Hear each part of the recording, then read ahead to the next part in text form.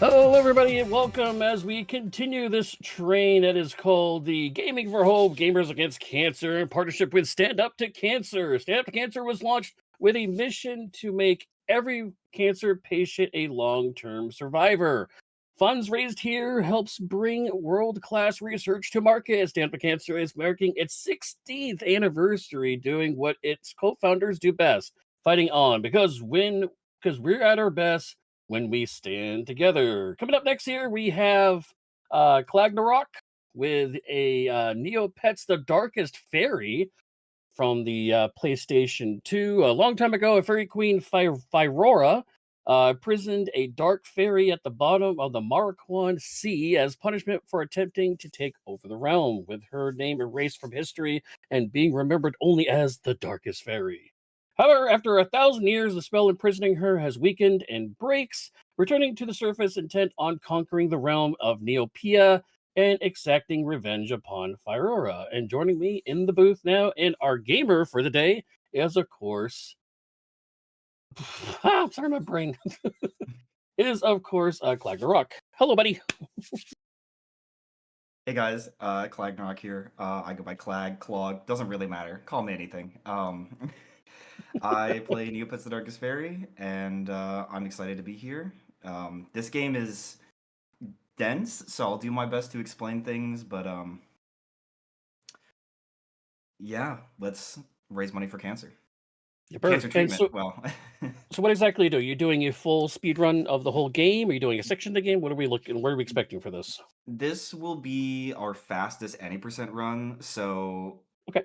it's not like our original flashy any percent, but it's the one that cuts the most corners, and we are basically destroying the first part of the game, completely, immediately going out of bounds, and uh, pretty much skipping all of our characters' aspirations. We don't become a knight, we don't become a sorcerer, we don't even meet like the main antagonist until the very end. We don't see any of her cutscenes, so we get to have a lot of fun. All right. Well, without further ado, whenever you're ready, off and running. All right, time will start on new game. So I'll count down for this in 3, 2, 1, go. And so we're going to spam through a few All right. cutscenes here, and then we're going to start off on my favorite, the 100% speedrun. So, of course, like a good farm hand, because we're a farm boy, we're going to come over and grab this bucket so we can go fill it for mom, and then we're going to quit the game. Well, that was a good chore right there. Great Just good speedrun. See long you guys later. hard chore. Yeah. Yeah, so what we're doing now is a glitch called Fake, or Floating Item Glitch. And when we get a pickup, you kind of heard it there for a second. There was a musical noise that came up, and we picked up the item with an animation, and that basically had it hold us in front of our face, and by pausing and quitting the game or loading a new game while doing it, we can skip the rest of the pickup animations for the rest of the entire run, which saves us just enough time to be worth in this run. I have a feeling I want to call this the Buckethead glitch. Oh I yeah, just we have so many names for it. But yeah, we have bucket, we have other items we can do it with that we name off of. But you saw there our sister, Lucy. Um, I did a quick thing called text box stacking or text box jumping, where normally if you jump into a text or into a character and open a text box with them, if you're holding L2, which is your strafe button, when you get out of the text box, you will continue the speed you were moving before, which is about 9.6.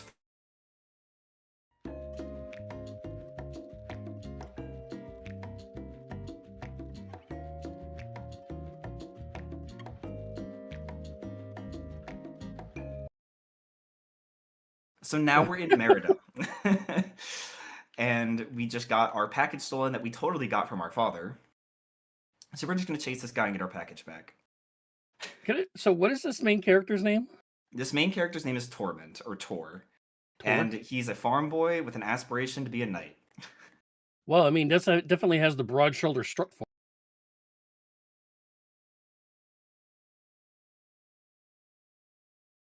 Very much a Chad. His father's name is Hubert, and he, like, that shirt is holding on for dear life.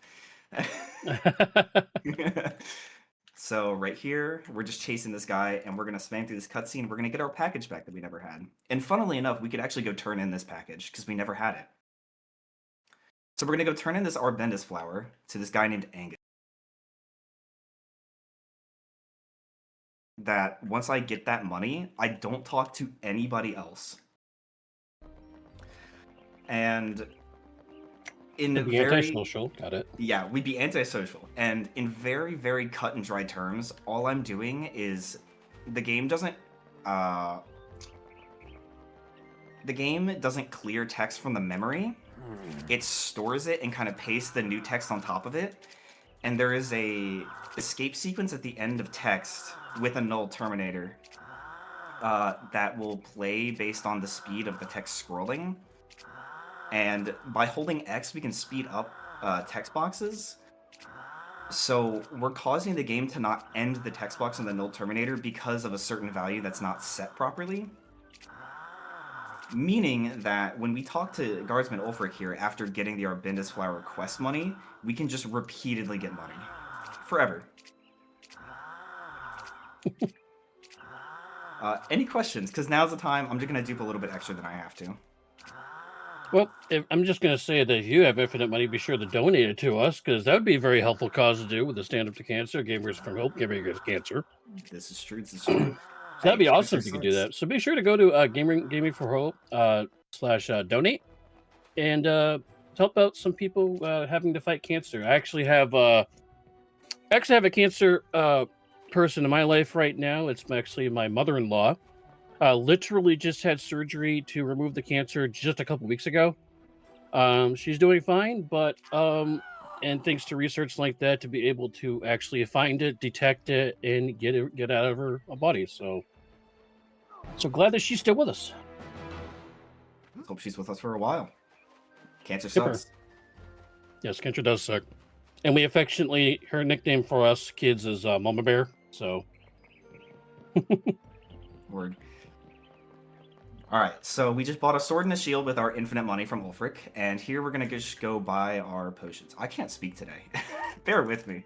But I'm going to leave myself with $1,900 left.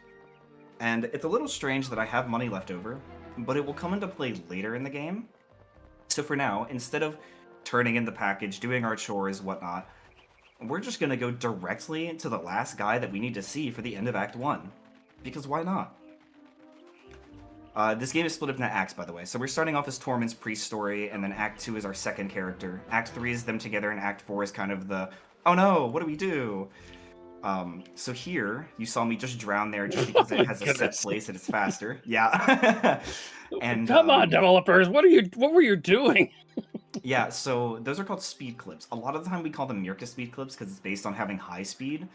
The potions we have are called Mirka speed potions. They set our speed to about 17.5, and our normal running is about 9.5. So we can just jam ourselves into small corners like that, and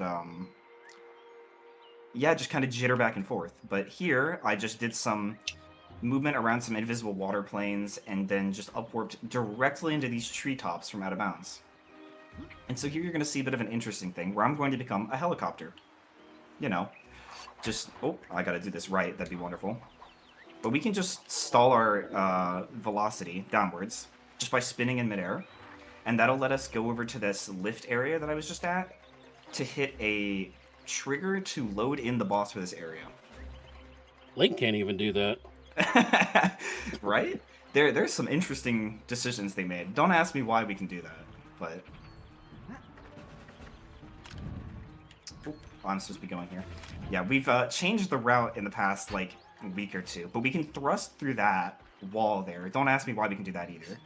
We can grab onto this ledge and clip into it, and then out, and then I'm going to grab this water moat, and we're going to fight our first boss.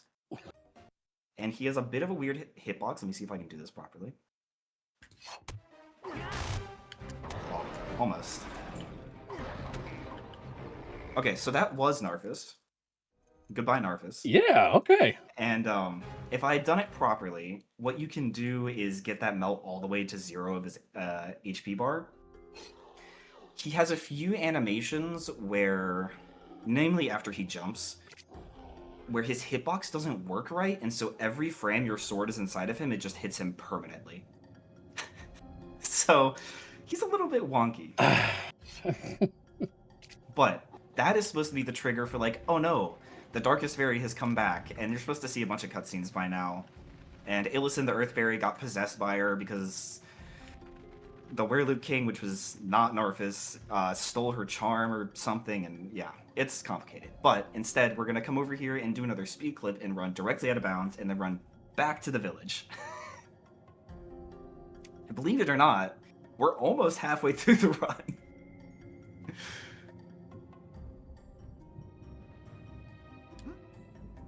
Here, I have to avoid just a couple water planes and hit a few loading zones, and I'm going to shut up for a minute while I make sure I don't load into the village and instead load into the castle courtyard with an unused loading trigger real quick.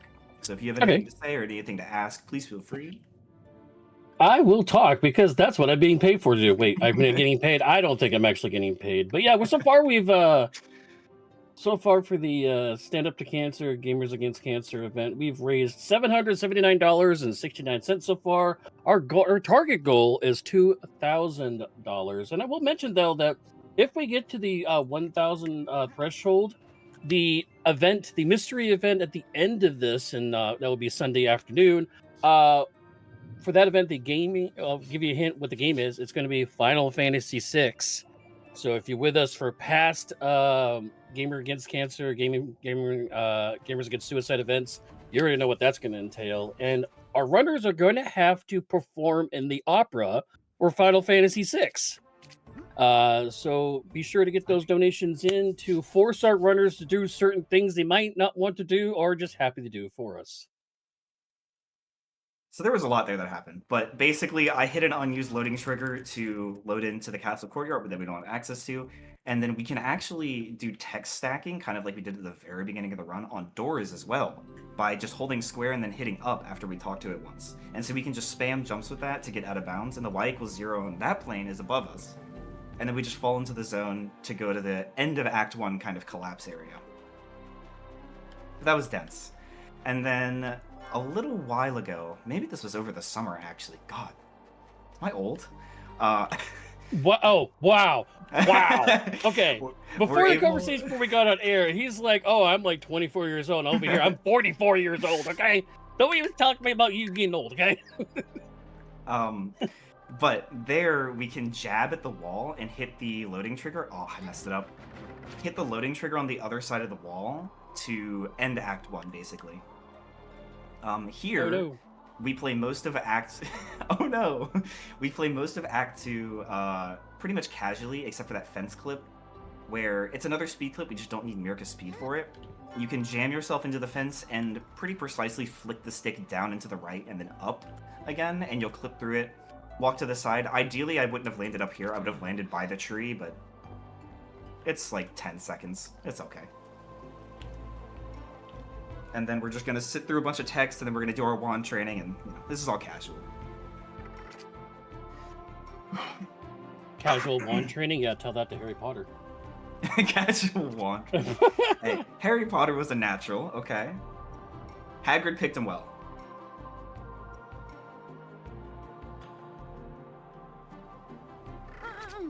But we have not too much going on in this act until the very end.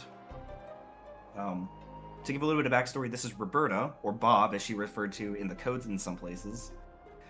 And she's the niece of Brightvale, the, I guess, brother kingdom to Meridel, the kingdom we started in. And she's forced into diplomacy, but she really just wants to be a sorceress.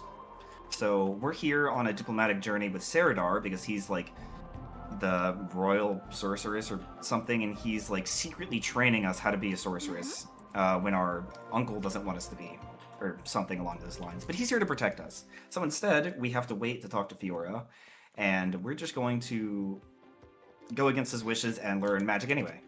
You can do a little bit of text jump there. Hit that pretty bad. And now we have our wand.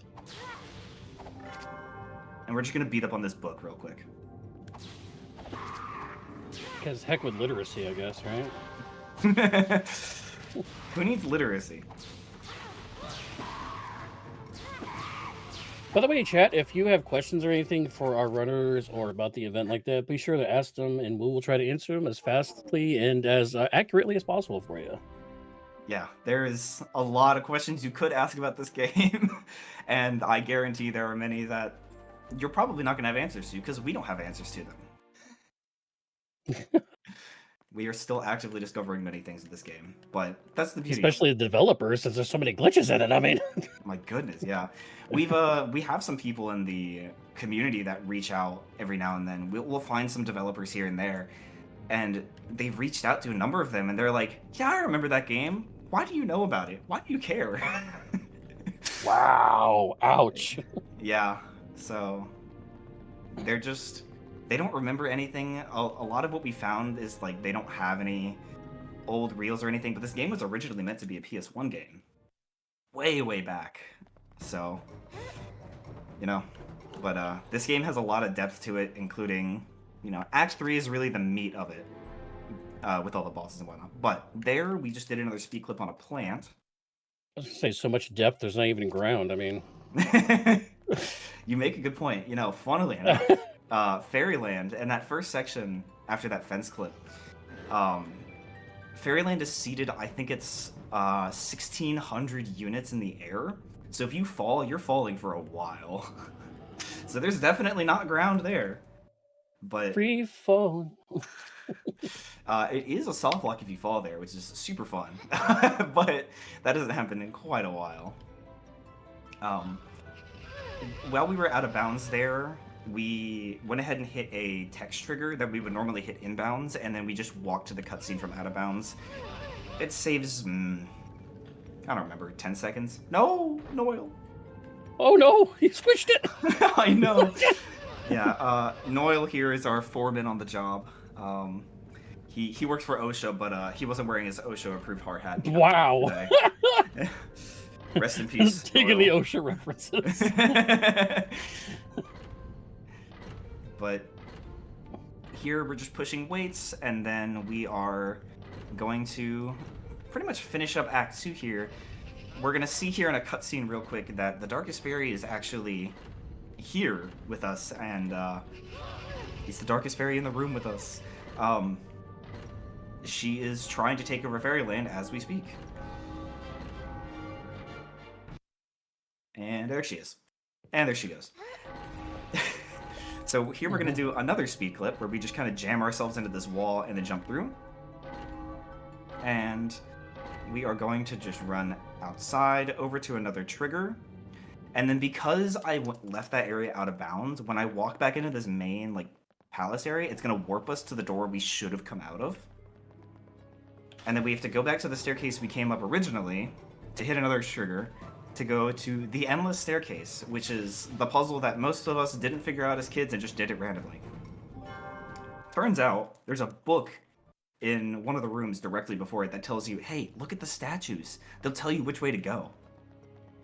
How did nobody ever find it? Don't ask me. I didn't find it either. I learned about this last year or something. Oh. But we This do game's have been out for how long? just past 20 years in November. 2005, yeah, November 15, 2005. So here we can do another tech stack, but this one's a little bit more interesting. So instead of doing the entire puzzle, we can grab this invisible wall and then just drop. Oh, I ran out of speed at a bad time. Skip the puzzle entirely. It saves about 6 seconds to do that. Chad is asking if you'll feel ashamed for putting Doyle in harm's way. Yes, I feel like that's probably Neil Legend asking that, but yes. Actually, it was Charles. Oh, it was Charles? No. Oh, but yes, we do have a pretty deep Neopets community, surprisingly. Here, I gotta count real quick. Nice. Okay, so that is a slightly faster strat that I found recently that we can do. Oh, okay. Where you can use that text box that appears about 6 seconds after the start of Act 3 to get extra speed and launch into the tree bounce we do with the other text box there to get over that invisible wall to leave the beach. There's a lot of things. And then there, because I had low gravity by grabbing a ledge, I could spin and then jump out of a spin to gain extra speed, kind of like we're doing a text box jump. Jump into some more text box with the automatic text skipping glitch, and then use that extra speed while we're in midair. So we're at about 3 times normal speed at that point, I think. We can use that to then get extra distance and jump over the bridge instead of doing some of the other jumps we used to do. Here, we're going to do another speed clip on a tree, and then we're doing the same out of bounds we were doing in Act 1 to get into the village again, into the back of the castle. There's a lot going on. While you're doing that, I did have one donation that just came in for $100 from Sister of Clag. Okay, thanks, Sister of Clag. Awesome event for a great cause. Thank you. So thank you for that donation. Yeah. Bringing our current total up to $879.69. Ooh, okay. Nice. Making progress. Alright, so I'm waiting for that water plane to deload in the back, which is why I kind of stopped there. And we're back in the same place. And so here, we're going to run upstairs, and we have to complete this gauntlet of enemies first. And we bought these 5 potions in the plains, which is why we saved $1,900 earlier. And this gauntlet is normally, like, kind of annoying to do, but with these potions called Starlight Potions, they're the blue ones, they basically do a stagnant amount of damage to the enemies based off of, like, whether or not you're in stealth, because there is stealth damage in this game, believe it or not. It's just not very well implemented. But we can do that to basically wipe them out. Kill these guys.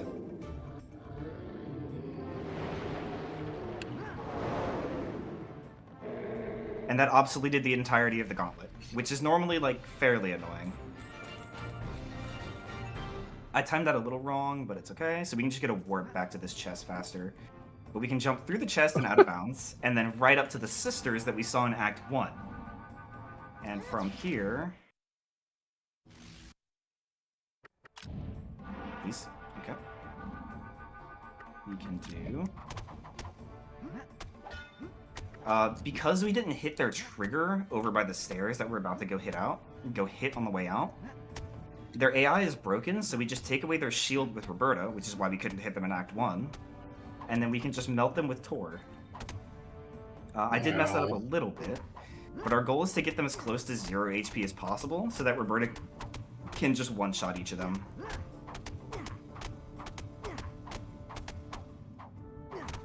Okay, so they're all at 0 now. I'm going to swap back to Roberta. And we're going to run out to hit this. It's going to hit their cutscene, and then we're just going to spam shot to kind of do our homings at them. And that is most of Act 3 done. We have to run through Fairyland one more time and do a little bit of a puzzle. And then we're into Act 4, which is the last part of the game, and surprisingly short. Well, for our purposes.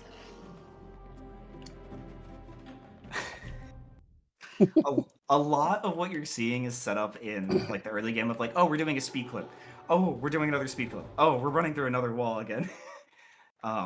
Here, because this door stays active in Act 3, we can't do the same door jump we did earlier. In a different category, we can use what's called the Cloak of Heroes to kind of break physics and go out of bounds in a different way there, which is completely broken and is definitely a different run, for sure. But we're running basically backwards through Fairyland like we did before, and we're going to go over to Fiora's, I guess, tower, and do a quick puzzle to enter Act 4. Because she captured the Darkest Fairy. But not really. The Darkest Fairy captured her. Did that not go off? Thank you. See if I can manage to not get upwarped. There was one time where you can hit one of these pillars there and get upwarped and launched into oblivion. Still don't know why that happened. But we're entering Act 4, and then we're going to swap back to Tor. And we do one interesting jump that is specific to this category because we don't have the Cloak of Heroes, where we are going to come grab this supernova, which is kind of a rainbow mode that counts for all of them, and we're going to open this dialogue box and close it as we're falling to go through an invisible wall and grab a ledge out of bounds. This is the only place that we do this. I'm like 90% sure. Wow, okay. And then we fall into this elevator, and that skips about 4 hours of gameplay, maybe more. And we have one. Sorry. I'm just digging this character because I'm a wolf that uses a sword. So seeing a fellow canine using a sword in the game, I'm digging this. Oh yeah. I was always a Tor fan, but here we have one more trick. So I mentioned earlier that we can get extra speed and distance by using spins, jumping after spins with low grav.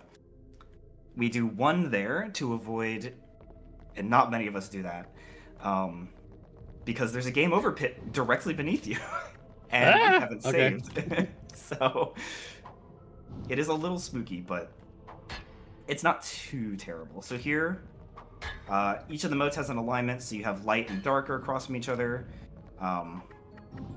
wind and earth, and then water and fire. And so you're just hitting each pillar with their respective mote. We jump into this. I duped way more than I needed to. And we come talk to the heroes here, go into this cutscene, and start the final fight. And so for time here, we're going to do the fight, we're going to run to a cutscene after the fight, and then there's going to be a second cutscene following, or second fade following that. And that is when time will be. Unlucky. So here we just have to reflect our shots. Oh, I didn't want to get hit there. Oh, okay. Is the AI pattern the same for this fight, or is it randomized? No, it's slightly randomized. We think there's some manipulation, like if you run straight back, she's more likely to throw an orb at you instead of throwing an enemy at you. If you block, she's always going to throw an enemy at you. But there is some randomness to it that, like, she can just decide to be mean today. Okay, so of course, because when you're doing a live speed run, on an event, of course it's always going to be the mean version. Of course. So we're going to have a fade out here. This is not time. We're going to turn around after this cutscene, and when the fade out goes to black on this next one, that's time. So just a second. About now is time. Okay. That was a run of all time. All right. So 27 minutes and 49 seconds about. You know what? That was okay. That was okay. I can hit on anything else. I know my estimate was about 30-something minutes. Yeah, you subbed it. Hey, you subbed that estimated time. You're good, man. I did. If you wanted me to hit anything else, I certainly can. It's up to you guys, but I don't want to get too ahead of the schedule or anything. But absolutely, thanks for having me on. This was super fun. This category has never been shown at an event, so that was super cool to get shown for the first time. This category is a little stranger. It's not as actively interesting. Just due to some tricks being more like, oh, you're just running at a thing. But there is a lot of depth to this game. I adore this game, and we have a great community that has genuinely changed me for the better. So, if you've never tried speedrunning, try anything, but come try Neopets. Come on. And also donate to charity for cancer. Cancer sucks. Yes, it does. And we did have another donation there right at the end from Opnitz saying, Clag, why are you not at world record pace? Listen. So we were about 50 seconds off there, but it's fine. But no, this was a great opportunity. Thank you guys so much for having me.